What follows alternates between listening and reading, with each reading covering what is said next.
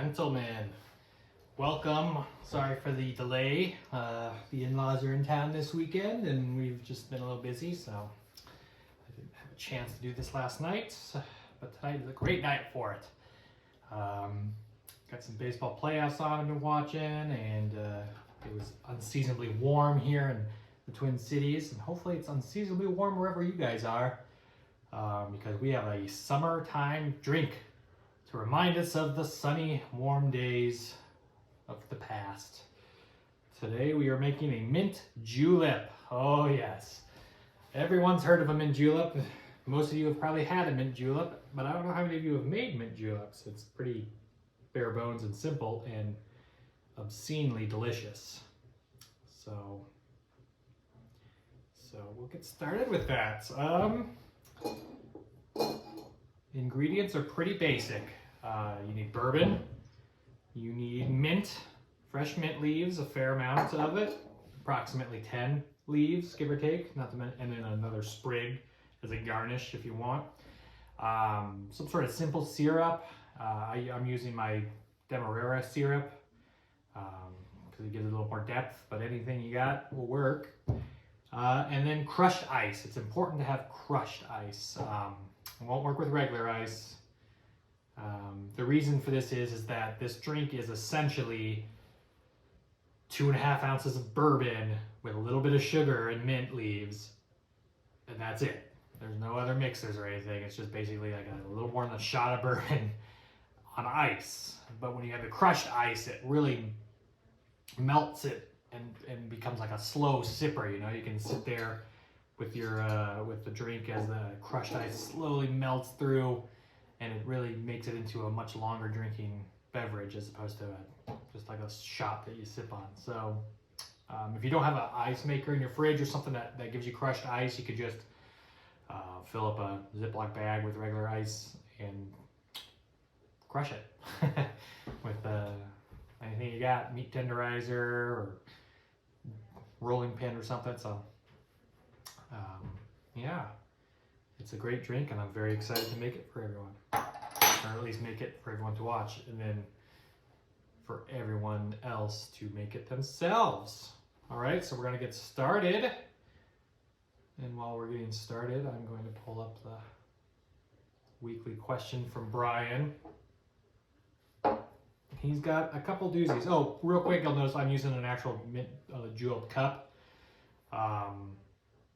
Nothing really special about it. It's just stainless steel, and it gets really, like when you get all that crushed ice in there, it gets really frosty and ice cold, and kind of helps keep the cold more, I guess. I don't know. It's just kind of fancy. I just happen to have one, but you can use any old highball glass, any glass that you want, really. And you will want a straw, usually. I don't know why you said like that, a straw, but you need a straw usually. You should have a straw. You get a straw, folks. So, Brian's questions. He says it's a big week for bow ties and mustaches. He wants my thoughts on Speaker Pro Tem Patrick McHenry's bow tie game and Sam Hartman's stash. I'll start with the stash. It's a good stash. The guy's got dark hair, so that mustache really like pops, you know? It's like a big oil streak on his lip.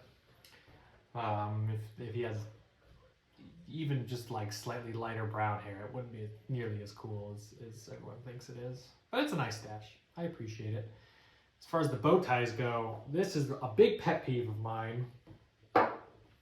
Are these Republicans and bow ties? It's like a weird, because of people like Tucker Carlson and now this Patrick McHenry guy, it's like all these fucking shithead Republicans with their dumb smiles and their bow ties. I think it makes them better or something. I don't know. It's a weird pet peeve of mine. I'm always afraid that people will see me with my bow tie and assume that I'm some like shitty conservative kid or something. But so it's not my you know, the guy's a politician. Probably comes from money, has a lot of money, so I'm sure his bow ties are all great, although usually people with money have awful fashion sense. So, all right, so after you put in your mint leaves, you add your simple syrup, about 1/4 of an ounce, which is, you could measure it out if you have a jigger that does 1/4 ounce measures. If not, you can just do like a couple small spoonfuls. Probably enough, but so you add that to the mint leaves, and then what you're going to do is you're going to muddle it very gently because you don't want to crush it too much. I got a nice muddler here, but you can use anything, a little spoon or something.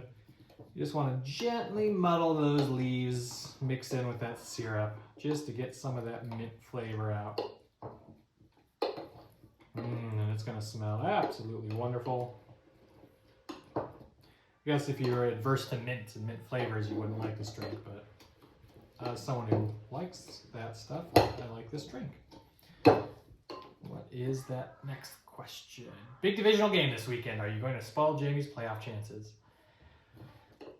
I hope so. I think I am, but it might not happen. You know, I've been bullish on my team throughout the season, but I'm not convinced that you know. My goal is still best of the rest. I'm still hoping to pull off some fun wins, but we'll have to wait and see on that one. I'm not sold on it right now. So, okay. Now after you do that gentle muddling, you're gonna add 2.5 ounces of bourbon or whatever whiskey you have. But being a Kentucky beverage, bourbon is of course preferred. And one important thing you can try and do is to rinse off the muddler with the bourbon to get all of those juices off. Usually 1 pour is good enough. And then the rest you can just pour. 2.5 ounces of delicious Kentucky bourbon. All right. Now, you can give that just the tiniest stir. Kind of mix it all up a little bit. And then you will add all that crushed ice. So I will be right back with a glass full of crushed ice. And I'm back.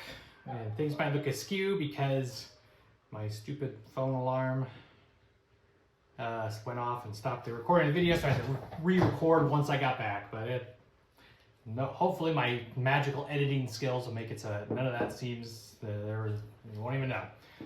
So as I said, I got my crushed ice. I don't know if you can tell see the nice sheen of frost on the julep glass. It's pretty gorgeous. After you add that crushed ice, you stir gently to kind of get it all combined, and then you can add just a little bit more crushed ice if you'd like. Top it off, and then you add yourself a substantial bouquet, and that, gentlemen, is a fine mint julep. Ooh. Oh, I do love that beverage.